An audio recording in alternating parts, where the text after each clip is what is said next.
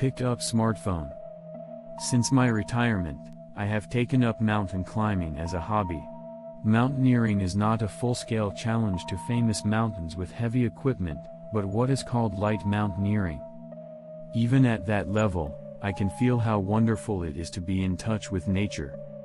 You can admire the seasonal scenery, listen carefully to the sounds of wild birds and the wind, taste the clean air, feel the senses sharpen, and forget the hustle and bustle of the city and your work and have a moment of freedom. And if it doesn't cost any money, I can think of no better hobby that is both healthy and wholesome.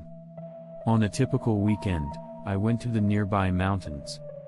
My favorite mountain, only an hour away from my house, has a well-maintained trekking course, so even a beginner like me can enjoy it safely.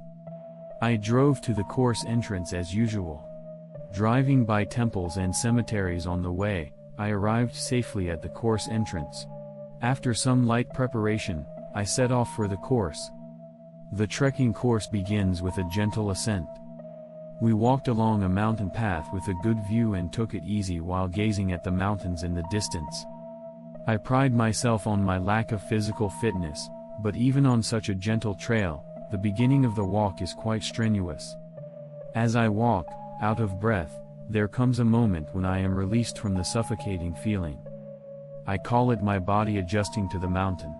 I picture the mountain air passing through my lungs, traveling through the blood vessels in my body, and ending up in my heart. In other words, I even feel the illusion that the mountain has accepted me.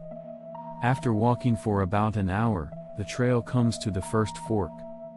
You can go left or right to reach the same spot, but if you go left, you will follow a long, gentle mountain path, and if you go right, you will follow a short, steep mountain path. Since I was in good shape that day, I chose the right fork. Unlike the previous trail, the path was narrow and steep. It was a little harder than the previous trail, but even that was comfortable for a body that was used to it. By the time we reached the end of the climb, the famous large rock came into view. It is also recognized as a power spot. I decided to take a rest there. The large rock is named Zazen Iwa, and it is said that a high priest used to sit on it in the past. Well, it is a common story. Here, I listen to the birds singing as I eat a light meal I bought at a convenience store. I enjoy the light leaking through the gaps in the trees and feel comfortable and blissful. After a short rest, I approach a fork in the road a short distance ahead. The left fork would take me along the regular route, while the right fork would take me further back to the entrance of the course, albeit with a major detour, and back to the temple area I had passed on the way. Normally, I would have taken the left route, but on this day, I chose to take the right branch, go around the temple, and return to the course entrance. This route was off the regular course, so we rarely encountered other people.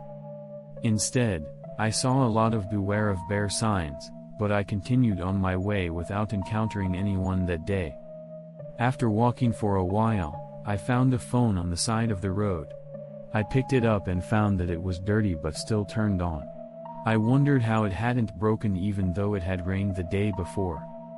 A small child is shown on the standby screen.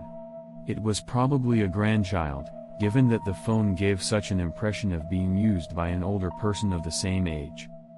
Although I felt bad, I decided to take a look at the contents of the phone. The album was lined with photos of what appeared to be her grandchildren, who must have been very cute.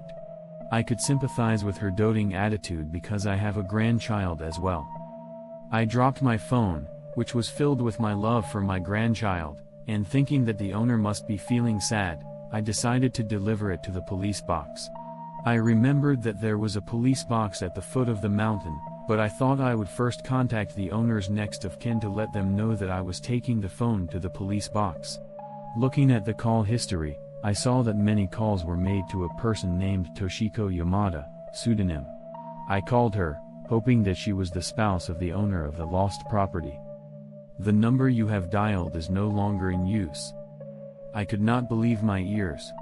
The most recent outgoing call to Toshiko Yamada was 2 days ago.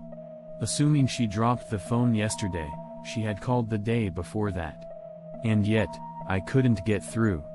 Did the other party terminate the contract in such a short period of time? I then tried to call the number from the top of the outgoing call history. The number you have dialed is no longer in service. I tried to call a few numbers, but the same announcement as before came through unceremoniously. I tried calling a few numbers at random from the phone book. However, I got no answer. Was it an unpaid bill? Is it a malfunction? I decided to call my own phone from that phone to find out. I heard a call from the phone and at the same time I heard a ringtone from my own phone. So this phone is not broken. I decided to put it in call status just in case. Hello? Although I was slightly embarrassed by the act of calling myself, the fact that no one was watching saved me. I made sure that my voice could be heard properly through the phone that picked up and through my own phone. It does not seem to be any kind of malfunction. If this is the case, then it is really a coincidence that the destination of the outgoing call has been cancelled. Is such a coincidence possible? I wondered. Give me back. I heard a small human voice on the phone. It sounded like an old man's voice. I am not sure where it came from, or if it was even a voice to begin with, but that is what it sounded like to me at that moment. Suddenly, a strong wind blew and I shivered. I suddenly had a horrible sensation as if I had touched something unknowable and forbidden. I thought about throwing away this creepy phone, but when I thought about the feelings of the owner of the phone, which was filled with memories of his precious grandchildren, it was outrageous to throw it away. But apart from that feeling, I was also beginning to feel as if something was watching me, and I couldn't let it go any longer. With these indescribable feelings in my heart, I hurried down the mountain. It was not a good idea to stop there. I rarely encounter other people on this course. So, with a sense of urgency to be free from the strange stares I had been feeling since a few minutes before, I ran around the mountain path. As I ran back to the temple, out of breath, I could see tourists and climbers. I realized that I no longer felt their gazes on me. With a sigh of relief, I returned to my car and headed for the police station at the foot of the mountain. There was a middle-aged police officer at the police station looking bored. I first told him that I had picked up my phone in the mountains, and he told me that he owned a large shepherd and often went into the mountains. He immediately understood where it was. So I told him honestly that I had called at random to tell him that I wanted to deliver this phone to the police station to someone who knew the person who had dropped it. He said, "So you, then, took the liberty of looking inside this phone?" Well, as it turns out, I'm not impressed with that kind of thing. The policeman looked at the phone he handed over suspiciously. Then I get an announcement that all the numbers I called are no longer in use. That means your contacts have cancelled their subscriptions, right? I made more than 10 calls. Isn't it strange that all of them are disconnected? I also called myself from that phone, but the connection was good. I'll check that out. Well, I'll have to check that out. The police officer took a statement from me about the lost and found. I explained again to the police officer the date, time, and place where I picked it up. Assuming the owner of this phone is found, you are entitled to a reward as the one who picked it up. Is it okay if I give them your contact information? No, thank you, I didn't pick it up for a thank you. After such an exchange, I was handed a certificate of deposit of the found property and the procedure was completed. It took me about an hour, but I was satisfied with the safe delivery. A few days later, when I had forgotten about the incident, I received a phone call. The number was unfamiliar to me, but I decided to answer it. "Kohei? You've gone the extra mile. Don't think you can get away with this for free." Kohei is my name, and he suddenly threw a foul-mouthed remark at me. From the sound of her voice, she seemed to be an elderly woman. With that one word, the caller hung up. I was taken aback and thought it was suddenly rude, so I opened my incoming call history to call back and complain. "What is this number? This number?" It was a strange number, but something stuck in my mind. I went back to the call history to see if it might be. There it was. I remembered that I had called my own phone the day I picked up that phone. At the same time, I remembered that I had not deleted my number from the outgoing call history of that phone.